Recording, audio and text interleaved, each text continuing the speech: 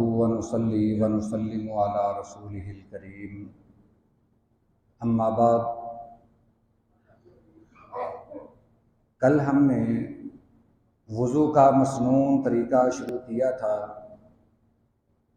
ہم نے یہ سنا کہ وضو شروع کیسے کرتے ہیں،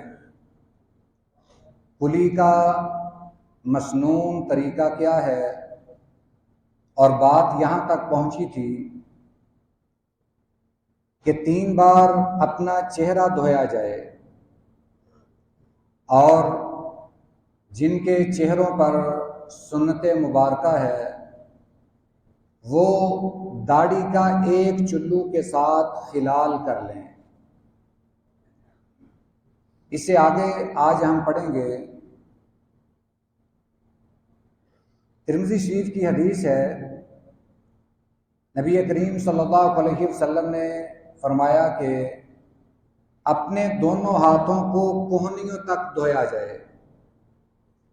چہرہ دھونے کے بعد اپنے بازو دھونے کا مسئلہ ہے، کم از کم کوہنیوں تک دونوں بازو دھونا، پہلے دایاں 3 دفعہ دھونا اور پھر بایاں بازو 3 دفعہ دھونا، یہ مسنون ہے۔ 2 دفعہ بھی دھو سکتے ہیں اور 1 دفعہ بھی۔ اس میں بعض تکلف کی باتیں کی جاتی ہیں۔ کئی لوگ تکلف پیدا کرنے کی کوشش کرتے ہیں کہ بازو ادھر سے ادھر کو دھوئیں یا ادھر سے ادھر کو دھوئیں۔ شریعت میں اس کی کوئی قید نہیں ہے۔ آپ ٹوٹی کے نیچے ہاتھ کر کے یا لوٹے کے ذریعے اپنے چلو میں پانی ڈال کر اس کو اس انداز کے ساتھ اپنے بازو پہ انڈیل لیں، یہ بھی درست ہے۔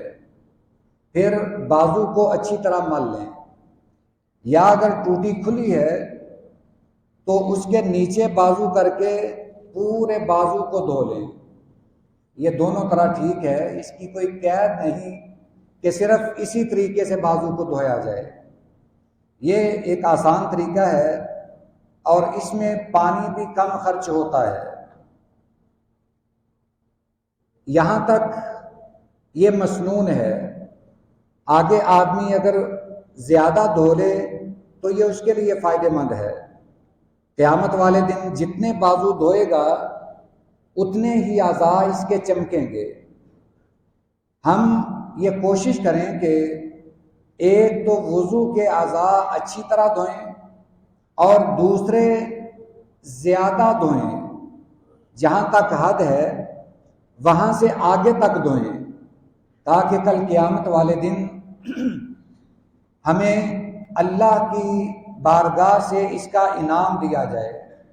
ویسے تو جو وضو کرتا ہے اس کے اعضاء چمکدار ہوں گے۔ نبی کریم صلی اللہ علیہ وسلم نے فرمایا، میں اپنی امت کو وضو کے اعضاء چمکنے سے پہچانوں گا۔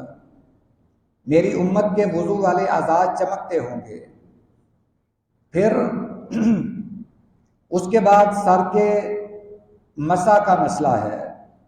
اس میں بہت سارے بھائی یا تو سستی کر لیتے ہیں یا ان کو علم نہیں ہے۔ بخاری شریف کی حدیث مبارکہ ہے کہ نبی کریم صلی اللہ علیہ وسلم اپنے سر مبارک کا مسح کرتے اپنے دونوں ہاتھوں کو تر کر لیتے، اس کے بعد اس طرح دونوں ہاتھوں کو ملا کر بالوں کے شروع سے لے کر، یہ جہاں سے بال شروع ہوتے ہیں یہاں سے لے کر آپ اپنے پورے سر مبارک کا مسح کرتے، اور پیچھے گردن کی جو گدی ہے اسے عربی میں کفا کہتے ہیں، آپ یہاں تک اپنے ہاتھ مبارک لے آتے اور پھر یہاں سے دوبارہ وہیں ہاتھ لے آتے جہاں سے آپ نے مسح شروع کیا ہوتا۔ یہ سر کے مسح کا مسنون طریقہ ہے۔ بعض لوگ یہ کہتے ہیں، کئی مساجد میں یہ لکھا ہوتا ہے کہ سر کے چوتھائی حصے کا مسح کرنا۔ چوتھائی حصے کا کہیں کوئی حدیث میں، صحیح حدیث میں ذکر نہیں ہے۔ یہ ایک شریعت میں کہہ لیں کہ اضافے والی بات ہے۔ چوتھائی سر کا مسح نہیں، پورے سر کا مسح یہ ضروری ہے، بلکہ یہاں تک کہا گیا ہے کہ اگر انسان سر کا مسح صحیح نہیں کرتا تو اس کا وضو درست نہیں۔ سر کے مسح کا ذکر قرآن کریم میں بھی ہے، حدیث مبارکہ میں اس کی وضاحت آئی ہے، اور دوسری سنن نسائی کی حدیث ہے کہ آپ سر کا مسح کرنے کے بعد اپنی انگلیاں اپنے کانوں میں ڈال کر کانوں کا اور اپنے انگوٹھے کے ساتھ کانوں کی پشت کا مسح کرتے۔ یہ مسئلہ سمجھنے والا ہے، پہلے ہم نے سر کا مسح کرنا ہے اور بالکل پورے سر کے بال ہمارے ہاتھوں کے نیچے آنے چاہیے۔ البتہ عورت کے لیے یہ اجازت ہے کہ اگر عورت نے جوڑا باندھا ہے تو وہ اسی طرح مسح کر لے، سر کے اوپر وہ اسی طرح مسح کر لے، اور جو مرد ہے اس کے لیے یہ ضروری ہے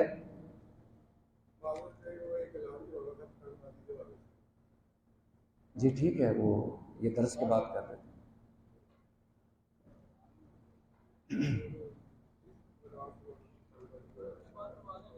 یہ ذرا توجہ فرمائیے، میں یہ عرض کر رہا تھا کہ اپنے سر کا مسح جہاں سے آپ شروع کریں، آپ کے سر کے بال آپ کے ہاتھوں کے نیچے آنے چاہیے، اور پھر وہیں اپنے ہاتھوں کو لے آئیں جہاں سے آپ نے شروع کیا تھا۔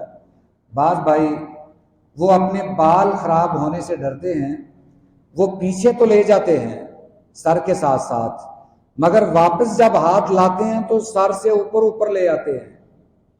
صرف اس ایکشن کا نام مسح نہیں ہے، جیسے آپ اپنے بالوں کے ساتھ ہاتھوں کو پیچھے لے کر گئے ہیں، اسی طرح بالوں کے ساتھ ہی ہاتھ واپس آنے چاہیے، اور اس میں اگر آپ کے بال کوئی چند لمحوں کے لیے خراب بھی ہو جائیں تو یہ کوئی مذائقے والی بات نہیں، دوبارہ ہاتھ مار لیں، مگر آپ کا وضو خراب نہیں ہونا چاہیے۔ آپ اپنے بال سنوارتے رہیں اور وضو خراب ہو جائے، یہ فکریہ، یہ ہمارے لیے لمحہ فکریہ ہے۔ اس کے بعد اپنے کانوں کو یہ اس انداز سے، جیسے یہ کانوں کی سلوٹیں بنی ہیں، اس میں اپنی یہ شہادت والی انگلی دونوں کانوں میں اسی طرح یہ یہاں پھیرتے ہوئے یہاں تک لے آئیں، اور یہاں نیچے سے کان کے اوپر اس طرح انگوٹھے کے ساتھ مسح کر لیں۔ یہ بخاری شریف اور نسائی شریف کی حدیث مبارکہ سے یہ مسح کا طریقہ آپ کی خدمت میں عرض کیا ہے۔ اگر کسی بھائی کو اس کا علم نہیں ہے یا کوئی سستی کر لیتا ہے تو خدا کے لیے اپنے اس مسح کو سنت کے مطابق کر لیں، کیونکہ وضو کا ایک عضو بھی ہم اچھی طرح نہ دھوئیں، سنت کے مطابق نہ ادا کریں تو ہمارا وضو مکمل نہیں ہوگا، وہ ناقص ہوگا۔ اس کے بعد پاؤں دھونے کی باری ہے۔ پہلے دائیں پاؤں کو گھٹنے تک 3 مرتبہ دھو لیں، اپنی انگلیوں کا یہ چھوٹی انگلی کے ساتھ، یہ ترمذی شریف کی حدیث ہے، انگلیوں کا خلال کرنا حسن حدیث ہے کہ چھوٹی انگلی کے ساتھ اپنی انگلیوں کا خلال کر لیں تاکہ پاؤں کی انگلیوں کے درمیان کوئی جگہ خشک نہ رہے، اس چیز کی تسلی ہونی چاہیے۔ انشاءاللہ باقی کل وضو کی دعائیں وہ آپ کی خدمت میں عرض کروں گا۔